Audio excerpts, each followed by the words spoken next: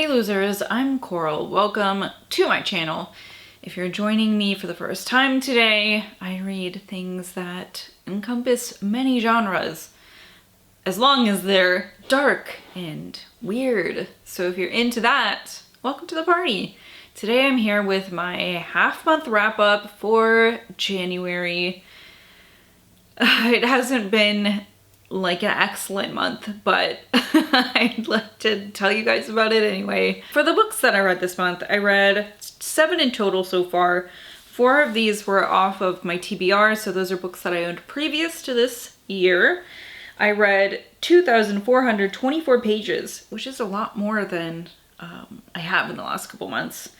So that's about 161 pages a day. I read 3 horror books, 2 sci-fi books, and 2 nonfiction. One of those nonfiction books was a true crime book. The oldest book I read in the first half of the month was published in 1995, and the oldest was a new release, or the most recent was a new release, and that came out in 2025. First we have here The Deading by Nicholas Belardes.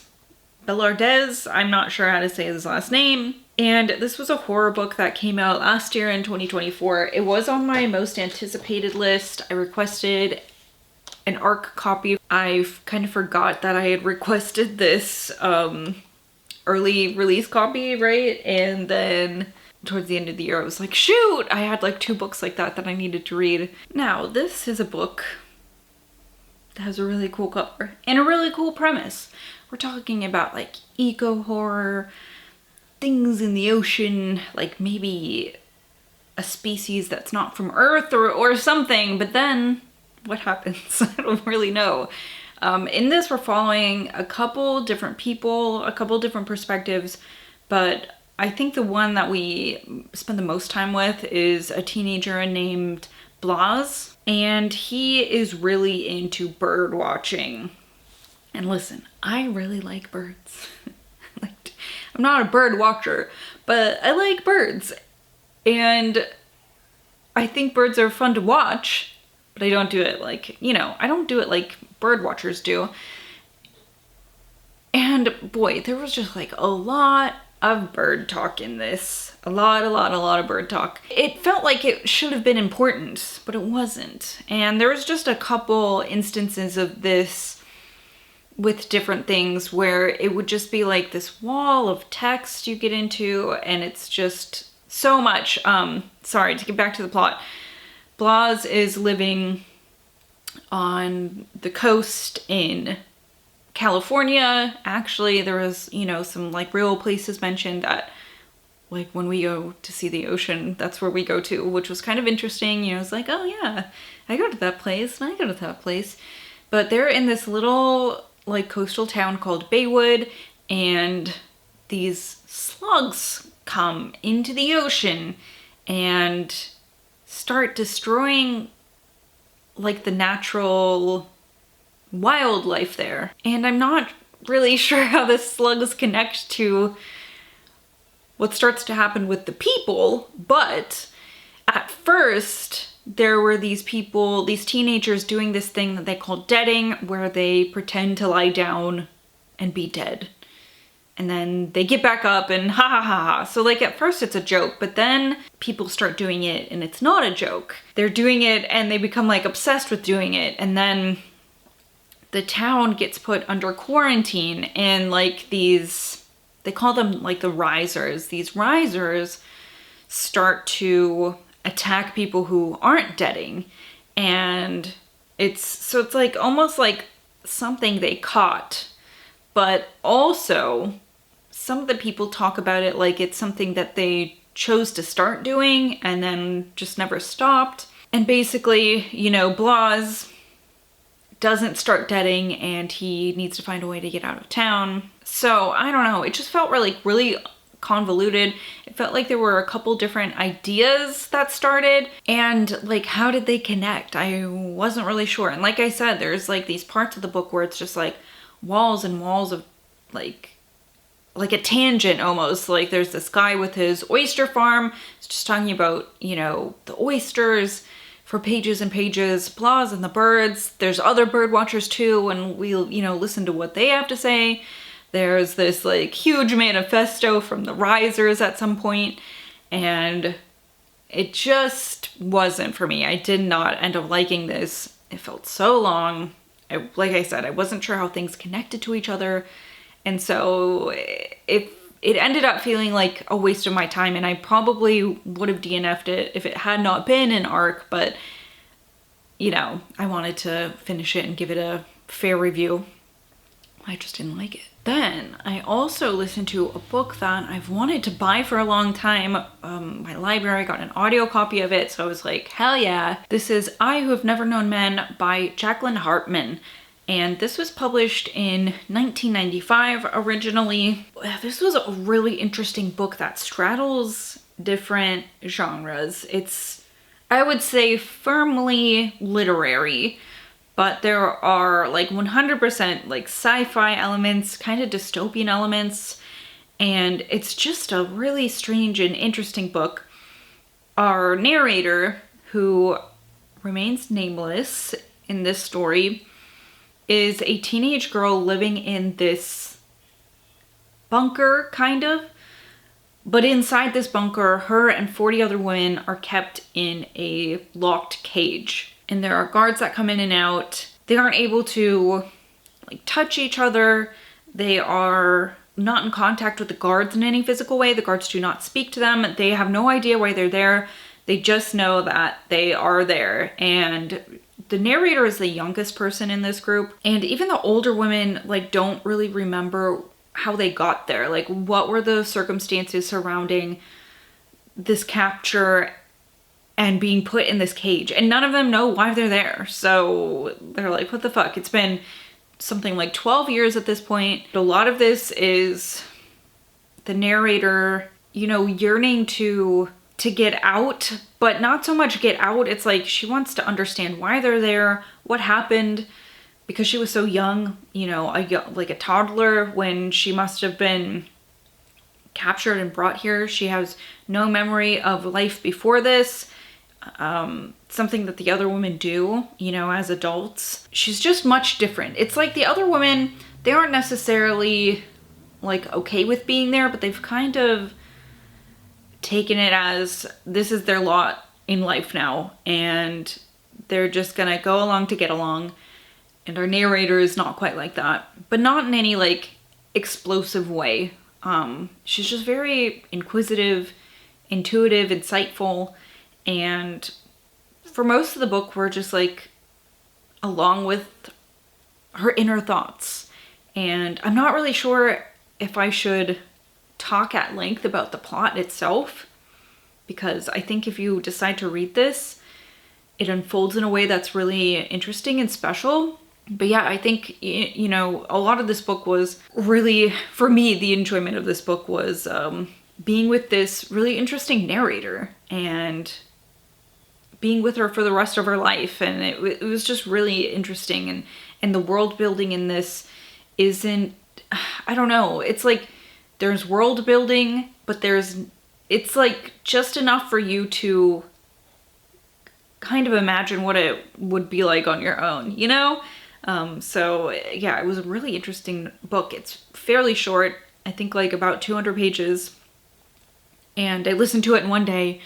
It's a book that I would like to buy a copy of. And finally, for the copies I do not own, Wake Up and Open Your Eyes by McLeod Chapman. This came out at the beginning of January. This had a really interesting premise. This man, Noah, he's an adult. He hasn't heard from his parents in a few days, or his brother.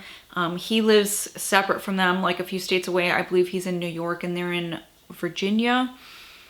So he drives down because he's at the point where he's starting to get worried. Although why doesn't he just do a welfare check? I don't know. But he drives down there, and his parents' place, which is usually fairly neat and tidy, is like a huge mess. And they have all the televisions on. They are turned to a news network, like the same news network, Fax News. It's like loud, and his parents are acting very strange. And they keep talking about like this day of reckoning almost. And he happens to come on that day. And his parents are acting strange, But then things get even stranger and his mother ends up attacking him and he has to flee. So like we start out and this starts in the middle of the story, and then we rewind some and get into like, how did we get here kind of a thing. This also follows Noah's brother's family. So his wife, his 2 sons. One of them is a teenager. His wife gets really into like wellness influencers and watching that type of media. He's into Fax News, and his son is like his teenage son kind of gets embroiled in this strange social media thing. Like, what's happening? It seems like all of a sudden on this day of reckoning, these certain channels of media are making people go feral almost. So like I said, it starts out like in the middle, we rewind some, and then we get like back to Noah going on in the book and like what he has to do. So yeah, I thought that this started out really like intense and mysterious, especially when he's there with his parents who are acting really weird. What's up with this media network? And it's not just the Fax News. So what's happening to these people? Why are they like this? And one problem for me is I'm not really sure if I got that answer. I get that this is happening, and there are things in the book that make me almost think it's like, oh, it's gonna be this or it's gonna be that. And then I felt like it just never actually got answered. And I didn't like that. Like, I'm okay with ambiguous endings, but for some reason, this felt more egregious than just ambiguous to me. I really wanted to know what the fuck was, like, what happened. I have no idea. And maybe it's something I missed. But I just can't imagine that it was. Yeah, a lot of this was really interesting. There were some parts where it was like, okay, this feels like something needs to happen in order for me to stay engaged with the story. Does this have a message? I'm not really sure. So I'm in the middle with this one. I liked certain parts of it. It was very gory. You know, there was some parts that like made me go, ooh, you know. The way it played out, I feel unsatisfied with it. I also read Clara and the Sun by Kazuo Ishiguro. This was published in 2021, and this is kind of a literary sci-fi book. But this follows an artificial friend named Clara, and she starts out her life in a storefront waiting to be chosen. These are typically AI models for children, like caretaking, homework help, companionship type stuff. And Clara's eventually chosen by a girl named Josie who has some chronic health issues. Sometimes she's very poorly and can't get out of bed, and sometimes she's doing just fine.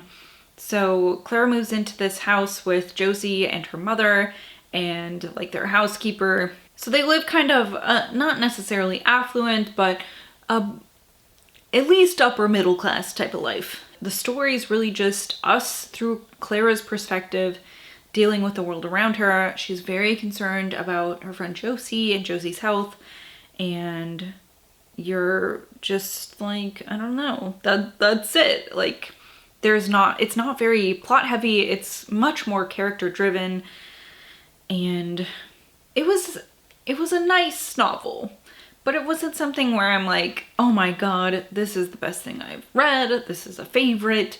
It was just nice.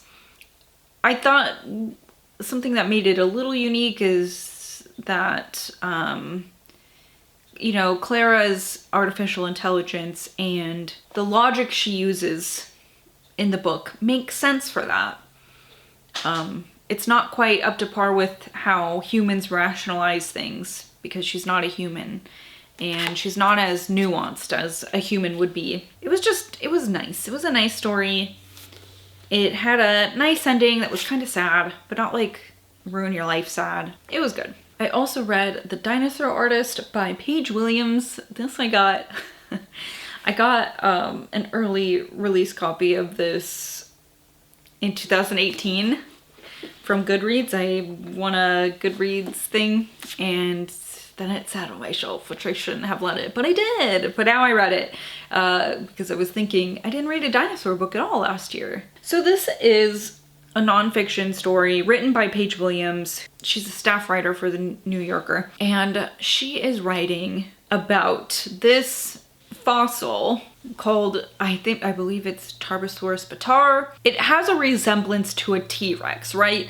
A big carnivorous dinosaur that walks on two legs, has a long tail, a big head meant for like eating smaller creatures, and it's got tiny little arms, even tinier arms than a T-Rex actually. It's not quite as big as a T-Rex, but it is very similar. This is a dinosaur that almost always existed in the Gobi Desert in Mongolia. And Mongolia does not allow people to hunt their fossils and then sell them outside of Mongolia. So when a Mongolian, I don't know if she was an archaeologist, paleontologist, she was a woman who who recognized this dinosaur, knew it was from Mongolia, but it was being auctioned in the US, and she's like, what is up with this? So eventually there was a like amateur paleontologist. He didn't have any degree as this. I'm not even really sure what he would call himself, if that's the right title for someone like this, because he just, you know, for funsies and for profit, but for funsies, would hunt, you know, for bones. And this guy was on the hook for it. His name was Eric Prokopi, and you know, he was doing things he shouldn't have done, and he knew that because he kind of, you know, tried to make it so that it didn't look like these bones were coming from Mongolia. And so yeah, this is about Eric Prokopi. This is about the Tarbosaurus bataar, Mongolia, which I found interesting.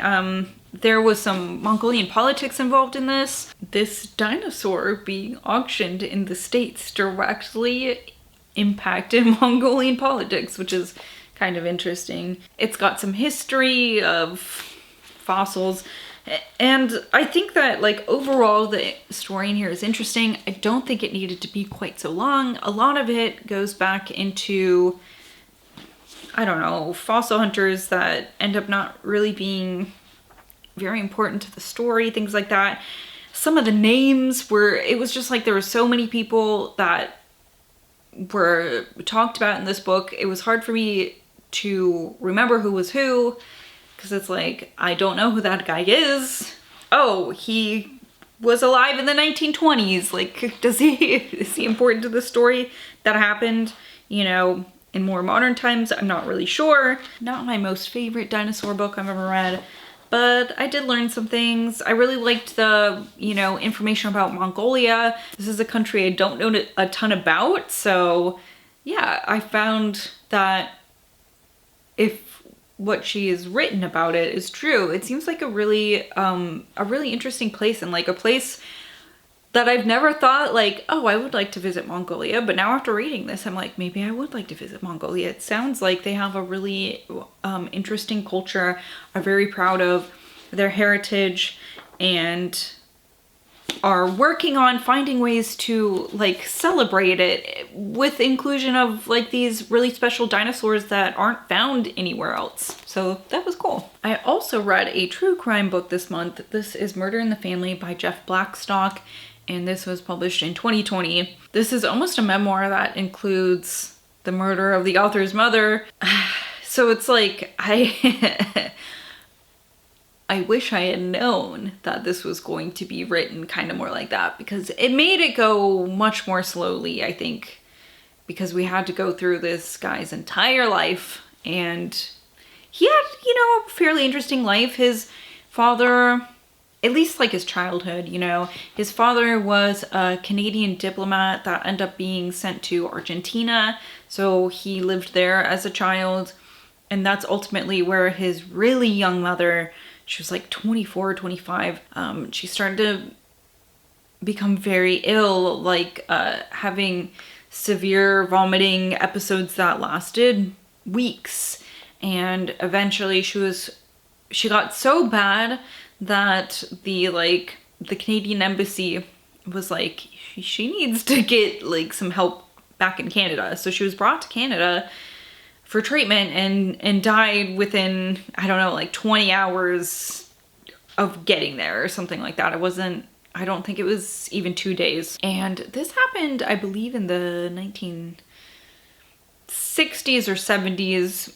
And they were just like, she was hysterical. She demanded a lot of attention and then she died. Like, isn't this at all suspicious to anybody? And it turns out it was.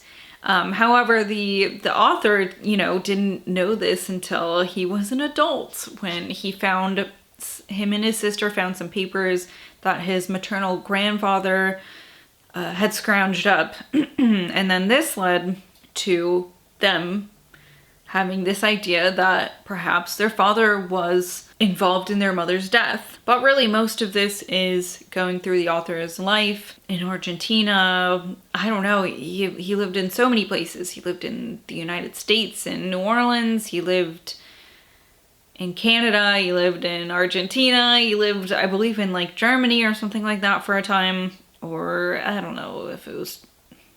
anyway, he lived a lot of places. So yeah, part of this was so frustrating for this woman who, might have been killed, and she'd been sick for months, and they're just like, oh, she's hysterical. But it's like, there's evidence of her being ill. She's not just sitting in bed looking flush and healthy and saying, get me ice chips, like, she's very, very ill, and it's upsetting that this happened. But yeah, it was a little bit slow going. And I hate rating things like this, because it's like, this person, this was very important to him. This was his parents. This was his life. And then I'm sitting here being like, well, it was kind of boring. Like, what would people say about my life? Of course I probably wouldn't write a book about it, because what's happened? Not much so far. Okay, and then to end on a somewhat higher note, I also read Human Monsters, which is an anthology. This was published in 2022, and for the most part, I really enjoyed the stories in this. I think what I'm finding is, with anthologies, if I read a little bit of a story and I'm like, I feel like I know right away that I'm not gonna like it, then I just skip a few pages and go on to the next one.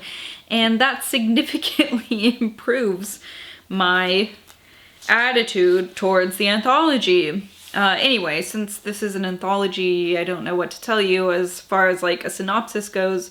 This is about monsters who are humans. But some of my favorites were 7 p.m. award ceremony, followed by Girl Scout auction at 8 by Sam Rebelline, The Heartbreak Boys by Andrew Cole, The Bystander by L.P. Hernandez, Monster Misunderstood by Catherine McCarthy, Into the Barn by Stephanie Nelson, Scrying Eyes by Laurel Hightower, A Sunny Disposition by Josh Mallerman, Down the Road You Might Change Your Mind by S.P. Miskowski, Jubilee Juncture by Nat Cassidy, One Man's Trash by Samantha Koy-Lesnick. I also liked Prototype by Leah Ning, Hair by Francesca McDonald Caposella, and finally, Barry and Lich by Stephen S. Schreffler. So, I don't know, there was a wide variety of stories here. If there was one about 2 high school weirdos coming upon a party of kids who are disparaging them in really, really mean ways, things that they can't help. And what are they gonna do? Kind of a prank gone wrong type of situation. There's one about a person making prototypes of heads to practice kissing. There is like a religious culty one about the apocalypse, kind of. There is one about these affluent women who are just messes. And I don't know, one about a man who dumpster dives, and there's just a really wide variety of stuff here, I think because of the theme, human monsters. It didn't feel too repetitive, fairly interesting, except for the ones that I skipped over. But there's only, I think, like 2 or 3 of those out of many stories. There's quite a few here. And so I have to say, this was a pretty good anthology. Okay, well, that is what I have read so far in the first half of January. Hopefully, hopefully the rest of my month is better. I really only really enjoyed 2 of these 7 books that I read. But what can you do about it, right? You just gotta keep trucking. So I'd love to know if you've read any of these, what you thought about them, if you've gotten to some good ones so far in January, if you've gotten to any new horror releases you'd like to tell me about, I'd love to hear. I just got my copy of Grady Hendrix's Witchcraft for Wayward Girls in the mail today, a little bit later than the release date, but everything's on fire here right now, so that kind of makes sense. I hope you're having a really great start to 2025, and I hope you have a great fucking day. Thank you so much for watching. I will see you later. Goodbye.